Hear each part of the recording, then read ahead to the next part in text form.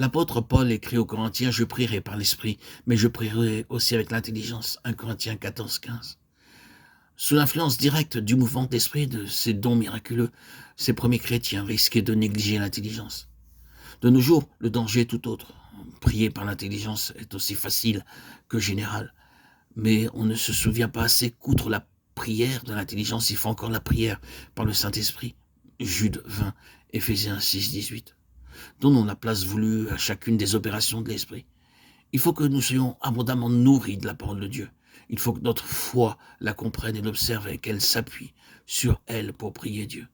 Si mes paroles demeurent en vous, nous dit Jésus, demandez tout ce que vous voudrez et cela vous sera accordé. Jean 15, 7.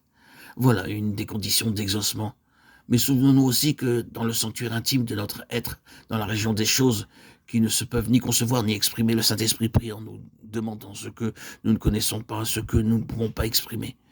Plus nous saisirons par la foi la divine présence de cet Esprit saint en nous, plus aussi nous constaterons que la soif qui nous inspire pour les choses d'en haut surpasse toute conception de notre intelligence. Alors, nous sentirons la nécessité non seulement d'user d'une foi active pour saisir les enseignements de la parole de Dieu et apprendre ainsi à prier, mais encore d'user d'une foi passive qui sache laisser agir l'esprit et adorer. Quand nous prierons, nous nous rappellerons à quelle hauteur infinie, à quelle distance de nos propres pensées se trouve Dieu, ainsi que tout le monde spirituel dans lequel nous introduit la prière.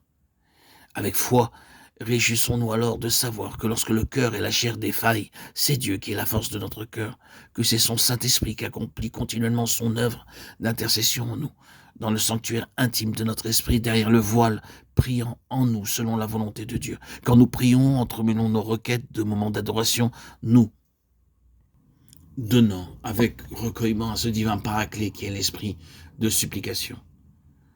D'un côté, les mystiques insistent sur l'intercession incompréhensible de l'esprit insaisissable, même à la foi de l'autre.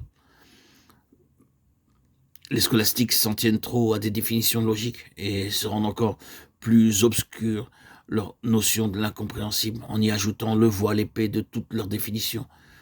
Paul, par contre, tient ici le juste milieu entre ce que nous pouvons saisir par la foi et ce qui dépasse toute connaissance dans ces moments où l'esprit seul, d'accord avec le dessein caché de la création, c'est ce que nous demandons dans nos prières.